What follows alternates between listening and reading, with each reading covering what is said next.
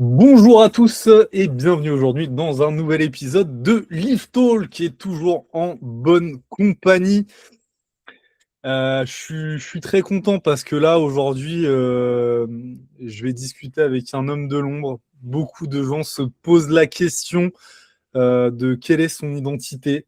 Moi je la connaissais déjà d'avant et justement on va tout vous expliquer. Donc, avant même de commencer le podcast, pour rappel, Lift Trainer, c'est une entité de coaching spécialisée en street lifting. On forme aussi des futurs coachs avec la formation Lift Trainer Global. Je vous invite aussi à aller sur notre site lifttrainer.com. Il y a toutes les informations et sur Instagram aussi. Et donc, il y a ce podcast Lift Talk et on est donc dans l'émission Street Makers.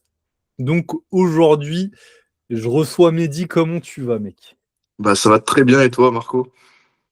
Bah, moi, franchement, je suis hyper content parce que jamais un jour j'aurais imaginé t'inviter sur le podcast pour ça, pour ce dont on va parler aujourd'hui. C'est vrai. Euh, C'est vrai. donc, justement, bah, on va rentrer dans le vif direct, hein. Toi, qui tu es, qu'est-ce que tu fais dans la vie, c'est quoi est-ce que tu fais comme sport? Ouais, bien Peut-être que sûr. tu fais du tennis, je ne sais pas. Et qu'est-ce que ouais, tu fais dans la vie de manière professionnelle? Enfin, parce qu'il y a pas mal de trucs à dire, je pense. Voilà. Bah du coup, moi c'est Mehdi, j'ai 25 ans. Actuellement, du coup, je suis étudiant en data science en alternance et je suis pratiquant de street lifting, voilà, amateur. Et du coup, je tiens le compte DataLift. Ok, ok. Donc voilà, vous pouvez mettre une tête, une image sur ce compte, vu qu'il y en a beaucoup qui se posent la question, même si tu nous as spoil pas mal de fois ces derniers temps à faire des vidéos facecam. Et donc, il me semble que tu es street lifter aussi. Ouais, ouais. Après, bon, j'ai un petit niveau, mais ouais, ça fait maintenant, je pense, 2, 3 ans que je fais du street lifting, quoi, que je pratique dans mon coin. J'ai fait quelques compétitions par-ci par-là, mais voilà, rien de très fou, quoi. Ah, il veut pas dire, mais moi je vais dire à sa place. Il a un niveau qui est très convenable. Et si. C'est Parce que gentil. attendez, moi je rappelle quelque chose d'important. Il est en catégorie. Alors là, en ce moment, je sais plus s'il est en moins de 94 ou moins de 101. Mais Ouais, je suis entre les deux, je suis entre les deux. du coup, il a fait beaucoup de compétitions, bah, toutes ses compètes, je crois, en moins de 101. C'est ça, Mehdi? Oui, j'en ai fait une en moins de 94 et c'était FNSL Grand Ouest Only, je crois, à Ah ouais, l'époque. Donc ouais, ça, c'était à l'époque où il n'y avait pas des régions partout, enfin des interrégions partout, quoi. ouais, ça date. Voilà.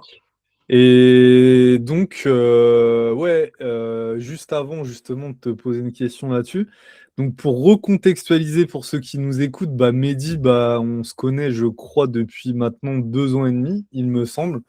Parce que bah Mehdi, je l'ai coaché pendant 1 an et demi et maintenant bah il est autonome, il fait sa petite vie, ses petites prog et tout. Ouais, Ouais, c'est un peu ça. donc ça c'est cool et on est toujours resté en contact. Donc voilà. Et je crois que tu as une autre passion aussi, Mehdi. Je crois que est-ce que tu peux en parler? Ouais, ça me dérange pas. Ouais, je fais de la musique aussi à côté. Je fais des instrus. Je fais du beatmaking. Ok. Et j'ai un autre compte. Voilà, j'ai plusieurs identités, on va dire. Le street Voilà. lifting, data lift et les prods. Donc en fait, ouais, tu es multicasquette et tu t'intéresses à pas mal de trucs différents. Donc tu te passionnes, j'ai l'impression, assez rapidement pour des trucs et tu y vas à fond. Et tu as une âme aussi très créative. Donc voilà. Ouais, bah, c'est bien. Euh, et justement, bah, pour parler de DataLift, c'était quoi un petit peu les motivations derrière ça? Comment a émergé le projet? Tu t'es dit quoi?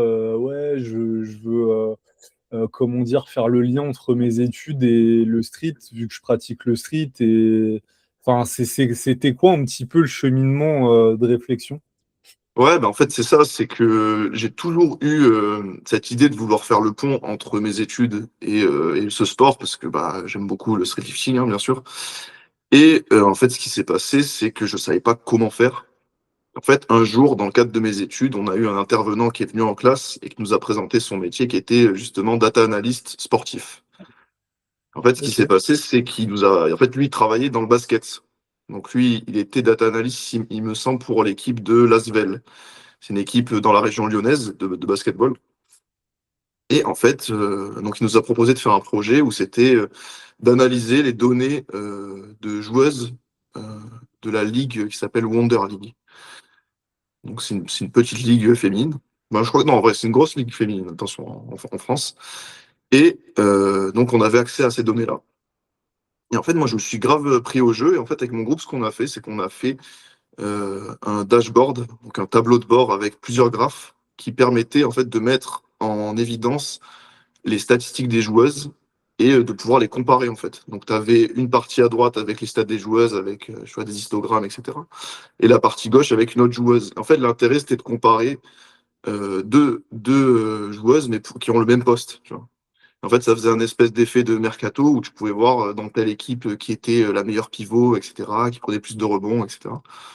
Et après, à des fins un peu de, tu vois, pour le mercato et pour les managers d'équipe. Et donc, moi, c'est venu vraiment de ça, hein. Mais ça s'est pas fait en 5 minutes, quoi. C'est un cheminement qui a été un peu long et tout. Jusqu'au jour où juste je me suis posé, j'ai dit, bah vas-y, je vais essayer de faire un truc pour le street, quoi. Et donc après, je suis allé fouiller un peu, j'ai sorti quelques données et tout d'athlètes, j'ai tout mis sur Excel pour faire une base. Et après, j'ai fait mon premier post, enfin, j'ai fait mon premier visuel, on va dire. Et avant de poster, j'ai demandé à un peu des gens et tout, et dont toi, en fait. J'ai demandé à toi, qu'est-ce que t'en pensais et tout. Et c'est vrai que toi, tu m'as grave poussé dans le sens où je trouvais ça intéressant et tout. Et du coup, le lendemain même, en fait, j'ai lancé le premier post, donc c'était Ludo, avec le compte DataLift, et ça a bien pris. Du coup, maintenant, j'ai enchaîné avec 3 posts par semaine, et voilà, on est lancé, quoi. Ouais, bah, moi, je trouve que, en fait, ça met en perspective des choses on n'a pas vraiment conscience. Bah, là, donc, du coup, tu as fait en gros deux types de postes, si je me trompe pas. Hmm. Un type de poste vraiment spécifiquement par athlète et aussi des postes équipe. Mais justement, tu disais récemment, on va y revenir plus tard, mais que fallait prendre avec des pincettes un petit peu les données parce que bah, justement, il n'y avait pas assez de matière peut-être. Ouais. Et justement, toi, à travers ça, est-ce que, enfin, objectivement, quand tu fais justement bah, tous ces calculs et tout, d'ailleurs, explique-nous un petit peu comment tu fais. C'est quoi un peu le mode d'emploi avant comment dire, ouais, de poster, de faire ce poste-là? J'imagine que tu as fait le template avant, tu as imaginé ce que tu pouvais aborder et tout. Mais Mhm. ouais, avant que je te pose d'autres questions, comment tu fais pour créer un poste? Parce que ça Ouais, demande de la recherche, etc. quand même. ouais. Alors du coup, juste, il y a 3 types de postes. Il y a aussi tu sais, les postes de podium. Je sais pas si tu te souviens, tu sais, c'est quand tu peux voir le retracé des compétitions. Donc Ok, voilà, il y a ouais, aussi ouais, ce ouais. poste. Oui, oui, oui, il y a ça aussi, ouais. Ouais, j'ai Et du oublié. coup, comment je m'y prends? En fait, le plus long, on va dire, le plus fastidieux, c'est de récupérer les données à la base. Enfin, maintenant, ça va mieux, mais en fait, j'ai récupéré un peu tout sur Internet. Il y a aussi la base qui est disponible, la base de données, enfin, le classement des compétitions qui s'appelle Official Street Lifting. Merci à eux, du coup, puisqu'on a accès à pas mal de données et tout. Donc, je récupère les données là-dessus pour les athlètes et aussi des fois un petit peu sur Instagram en fouillant. Donc voilà, ça demande quand même pas mal de temps. C'est surtout ça qui demande le plus de temps. Une fois que j'ai ça, je répertorie tout dans Excel, dans une base de données où j'ai bah, chaque ligne, ça va être un athlète et une compétition auquel il a participé. Donc j'ai tout comme ça. Et après, ce que je fais, c'est que oui, effectivement, j'ai mes templates et j'ai juste voilà, ajusté les graphiques et tout. À la seule différence que sur les postes d'athlètes, il va y avoir la question de la projection. Et donc, sur la question de la projection, c'est là où on intervient au niveau des calculs, etc. Et là, en fait, j'utilise un logiciel qui s'appelle RStudio, donc c'est un logiciel de modélisation statistique. Et donc, c'est là que j'interviens pour essayer de faire des prédictions les plus fiables possibles sur les futures performances. Ok. Et justement, t'estimes à combien de temps un peu là pour faire genre un peu genre le poste de Ludo là que t'as fait en premier, c'est quoi? C'est 30 minutes, c'est 2 heures, c'est quoi? Alors, Ludo, c'est plutôt aller vite parce qu'il n'y avait pas encore le principe de projection statistique. Je l'ai fait à la main, quoi. Je l'ai fait à l'aide de mes connaissances, quoi, sur le profil de Ludo.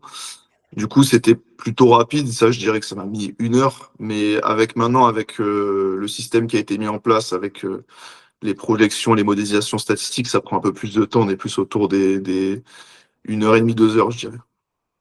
Le temps de trouver le bon modèle pour chaque mouvement, parce que du coup, je le fais pour chaque mouvement. C'est un petit peu plus long. Mais après, Ok. je risque de mettre de moins en moins de temps parce que après, là, Ouais. je commence à prendre l'habitude et je commence à avoir des modèles qui reviennent souvent. Donc, Et justement, donc là, on comprend que bah, ça prend du temps, donc ça prend des ressources. Tu fais ça, toi, pour l'instant, bénévolement, j'imagine. bien sûr, ouais, bien sûr. Non, mais ouais. Et, et justement, bah, est-ce que tu as imaginé des applications de ce que tu es en train de faire là, qui pourraient même peut-être aider les équipes, aider les coachs, Mm. aider les organisations? Est-ce que tu as déjà réfléchi à ça? Ouais. Alors, ouais, bien sûr. J'ai deux axes, on va dire, en tête là pour l'instant. J'ai un premier axe qui est un peu plus concret où justement, donc si je reviens au poste de retracer le podium et la compétition, en fait, j'aimerais faire ce genre de poste, mais de façon en format live en fait. Donc l'intérêt, ce serait d'avoir les courbes pour chaque athlète qui font partie des 3 premiers sur une catégorie et d'avoir à chaque passage, voir qui passe devant, etc. en fait, jusqu'au podium. Et donc l'intérêt, ce serait d'avoir cette progression en direct, je sais pas, soit projeté sur un écran pour le public, mais aussi d'avoir ça avec les classements pour les athlètes quand ils sont en match en fait. Comme ça, on pourrait voir qui peut gratter des places, etc. Donc il y a ce Ah premier. putain, Ouais, ça me fait kiffer rien de t'en parler là. Ah ouais, franchement, tu me hype là. ouais, Est-ce ce que serait intéressant. Ouais. est-ce que tu en as parlé justement avec genre des responsables de la FNSL ou des choses comme ça? Ouais, alors j'en ai discuté un peu avec Maxime. J'en ai discuté aussi avec Waris. Ouais, Et là, il faudrait que je contacte, je crois que c'est Matt, qui s'occupe beaucoup des live. lives, etc. Mm. Donc voilà, après, voilà, c'est encore une ébauche. C'est un petit peu plus avancé que le deuxième projet que je vais présenter. Mais ouais, il faudrait que. Je pense que c'est possible et que ça peut être rapidement mis en place, quoi. Ok.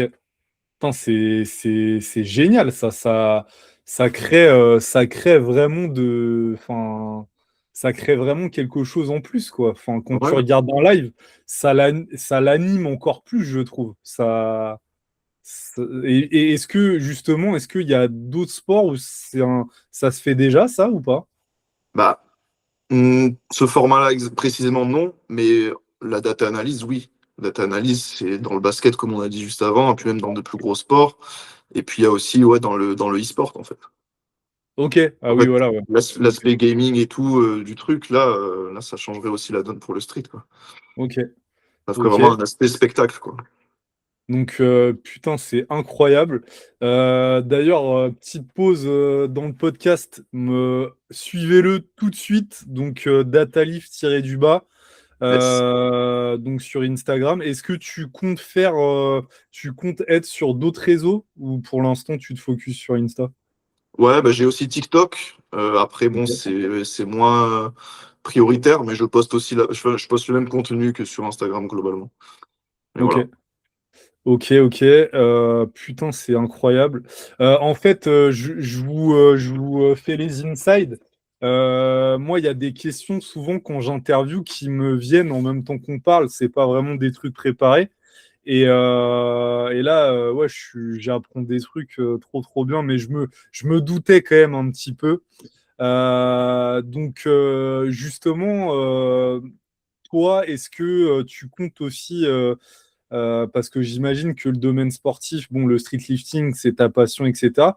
Mais le domaine sportif, peut-être que tu kiffes aussi. Est-ce que tu comptes aussi peut-être proposer tes services dans d'autres sports ou toi, actuellement, tu comptes plutôt rester dans le street lifting là? Alors pour l'instant, ouais, j'aimerais vraiment me développer dans la niche street lifting. Après, à terme, pourquoi pas, si ça prend de l'ampleur, essayer de proposer ça pour d'autres sports de force. Le powerlifting, Ok. par exemple, je pense que c'est un peu la même idée, quoi. Ok. Ok, trop bien. Et justement, tu me disais, du coup, en termes d'application, genre, donc, en fait, mettre ça en parallèle d'un live. Et est-ce qu'il y avait d'autres choses aussi que tu voulais faire? Ouais, alors là, c'est pareil, là pour l'instant, ça reste vraiment une idée. Il faut vraiment que j'arrive à trouver comment mettre ça en place. En fait, ce que je pourrais faire, c'est vraiment comme on disait, des dashboards, mais plutôt orientés pour les athlètes à l'entraînement. Ok, En fait, ça se présenterait peut-être sous la forme de, je sais pas, un compte rendu mensuel sur les ok, blocs. Donc, où tu aurais, je sais pas moi, le retour sur comment ton bloc s'est passé, est-ce que tu as PR sur tel ou tel format. Aussi, peut-être sur l'ensemble des blocs, voir comment la progression elle se déroule, sur quel format on est bon, sur quel format on est moins bon, à quel RPE. Enfin, il y a énormément de choses à faire. ok. Je dirais le truc qui pourrait être un peu encombrant, c'est surtout de récupérer les données.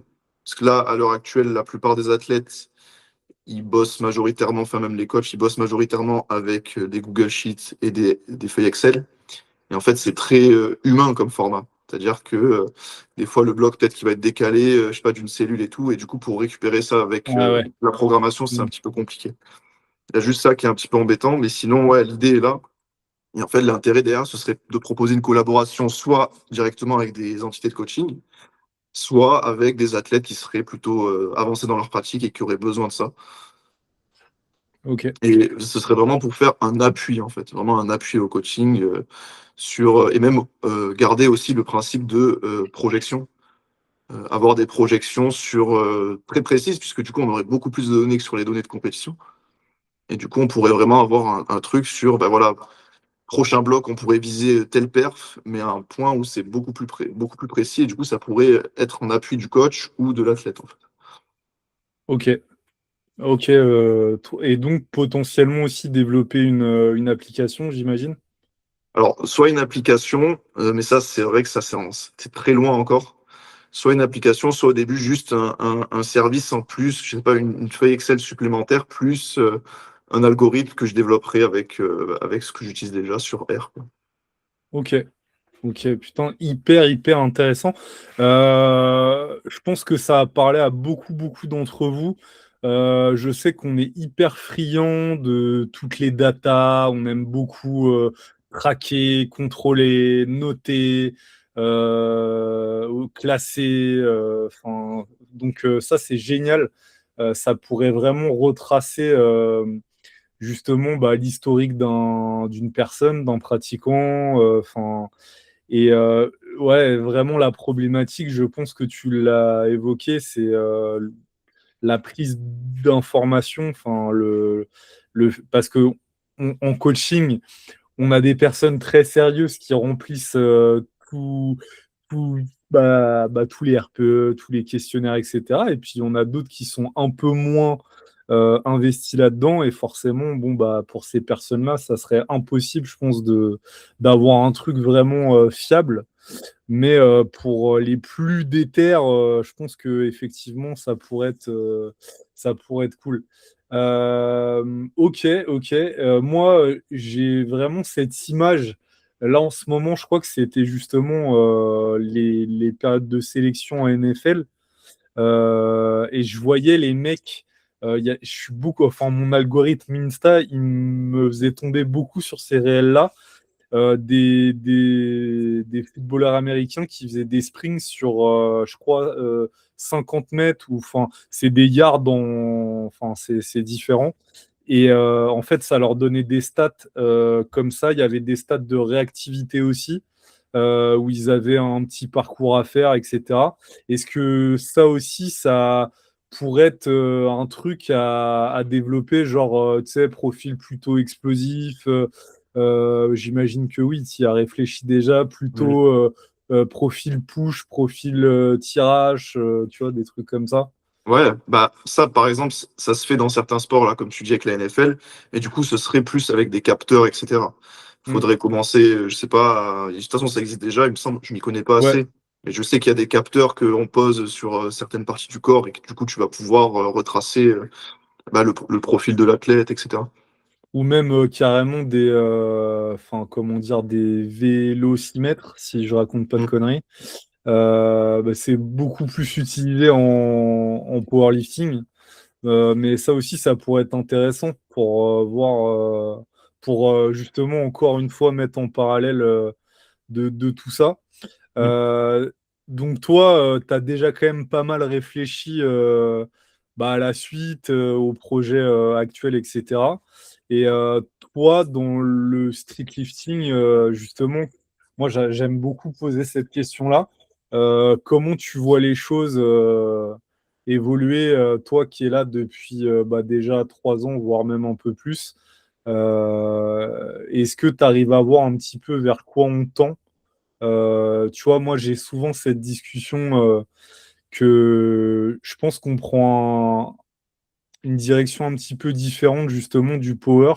On a beaucoup, beaucoup eu tendance à se comparer, mais je pense qu'on prend vraiment une autre voie. Est-ce que toi, tu le vois positivement, ça? Après, je donnerai mon avis, mais je veux bien avoir le tien. Mm.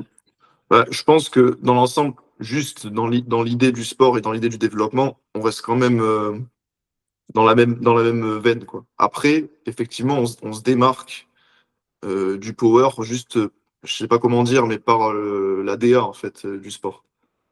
Et là, je vois que ça prend vraiment beaucoup d'ampleur là sur cette année-là, surtout là, on voit qu'il y a beaucoup de choses qui changent, hein, notamment avec l'annonce là du fait que les Europes vont se dérouler en France.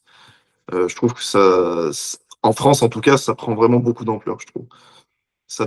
Par rapport à quand je compare à il y a 2 ans où il y avait même pas, il y avait qu'une interrégion.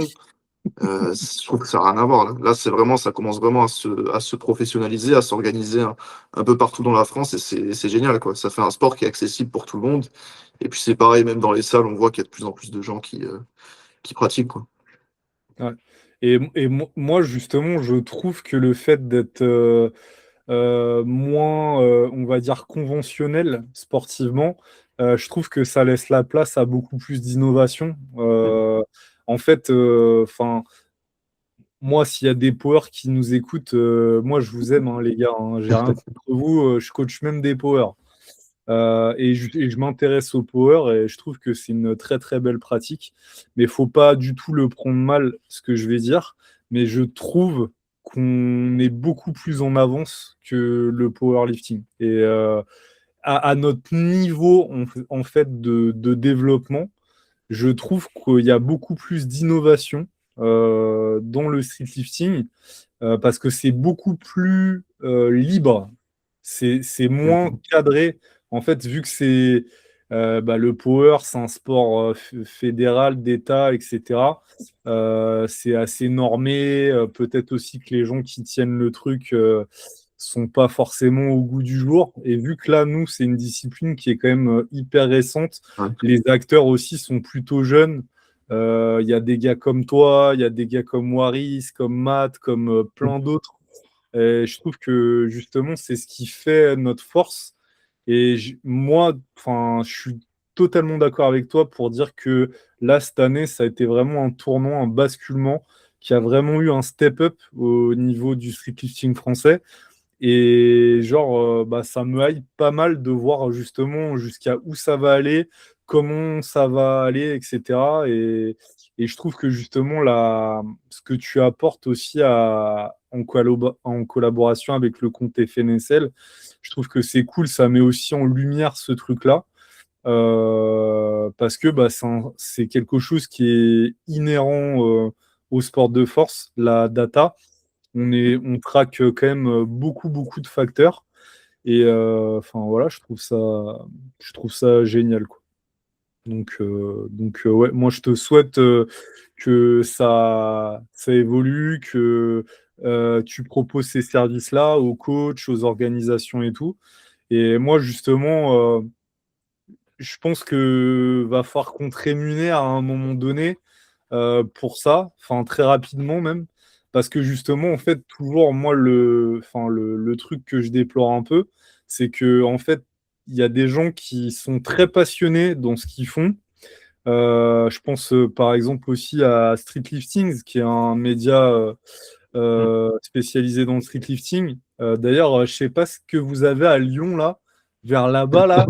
Mais ouais, vous êtes déter, les gars, là. Vous allez prendre l'ascendance sur le Grand Ouest, attention. Ouais, ouais, faut voir, hein. Faut voir, faut voir. Et en fait, faut pas qu'on vous perde, quoi. Enfin, en fait, faut que vous y retrouviez à un moment donné pour que justement bah, vous restiez pendant des années et des années. Parce qu'au début, on est porté par la passion. C'est ça, Et ouais. puis, à un moment donné, la passion, elle a aussi ses limites. Et donc, c'est pour ça, je le répète encore une fois, allez suivre Datalift, même demander à Mehdi, je pense que ça, c'est un service, à mon avis, que tu vas devoir faire, genre, même payer, entre guillemets, c'est genre des fiches athlètes. Ouais, Demandez-lui ça, je vous laisse voir ça avec lui. Je te fous dans la merde, je vais t'envoyer des gens. Mais ça peut être cool aussi. Et puis, vous, ça vous donnera aussi une bonne idée de tout ça. Donc voilà. Donc c'est ouais, quoi bah, la merci. suite un peu là pour Mehdi là? C'est Bah, c'est continuer à développer le compte et puis là, c'est ces deux projets en parallèle, hein, franchement, c'est surtout là, c'est là, je suis focus ok. là-dedans à fond. Là, t'es toujours en études là, t'as pas fini encore. Non, ouais, je suis encore en master là. Là, t'en as encore pour combien de temps là? Là, je suis en M1, il me restera encore le M2, donc à peu près 1 an et demi, là. Ok. C'est quoi les prochaines comptes là? Prochaine comp pour moi? Ah bah ouais, pour toi. Ah, je sais pas, hein. Honnêtement, pour l'instant, je sais pas. Soit fin d'année, soit l'année prochaine, hein, je vais voir. On verra. Avec Mehdi, moi j'ai un rêve, c'est de faire une compétition avec lui en moins de 101 un jour. Ça, ce serait top, ouais, j'avoue. Mais il faut que je prenne du niveau encore. Là, ça va pas. Mais attends, t'as bien progressé. T'as bien progressé là. Bon, ces derniers temps, ça va un peu mieux, ouais. Ouais, J'ai repris un peu du poil de la bête, on va dire. ouais. Ouais, bah, en tout cas, moi, je veux faire une compète avec toi. Ah bah, avec plaisir. Euh, donc, ouais, je pense qu'on a fait le tour. C'était vraiment pour vous présenter ça. Donc, allez voir un petit peu ce que Mehdi a déjà fait. Il y a pas mal de publications qui sont en collab avec la FNSL aussi. Est-ce que justement, là, il y a des athlètes et tout, là, tu peux nous spoiler un peu, là, des trucs qui vont arriver? Les prochaines analyses, il va y avoir une analyse d'équipe, une grosse équipe. Donc, je pense que tout le monde s'y attend un petit peu. Et après, pour les athlètes, là, faut voir. Soit je ferai un sondage, soit je choisirai moi. Ok. Et est-ce que donc on te verra au championnat de France cette année? Euh, Potentiellement, faut voir. Faut voir. Si t'animes le live, t'es là avec nous. Ah bah ouais, ah bah oui. Oui, oui. Il Ok, faut voir. ok. Ce serait très marrant, ouais. Ce serait top de faire ça. Ok. Ah, moi, ça me chaufferait bien, en tout cas. Bah, j'espère te voir là-bas en tout cas. Ouais, bien sûr. J'espère que vous avez appris des choses. Et encore une fois, allez suivre le compte DataLift. Merci beaucoup. On enregistre ce podcast. Il est 22h07. Et du coup, bah, je vais pas prendre trop de temps à Mehdi. Donc, merci beaucoup Mehdi pour ton temps. Et si vous êtes resté jusqu'à maintenant, je vous invite à liker, commenter, vous abonner sur YouTube, lâcher une note de 5 étoiles sur Spotify. Et nous, on se retrouve la semaine prochaine pour un nouvel épisode. À très vite. Salut.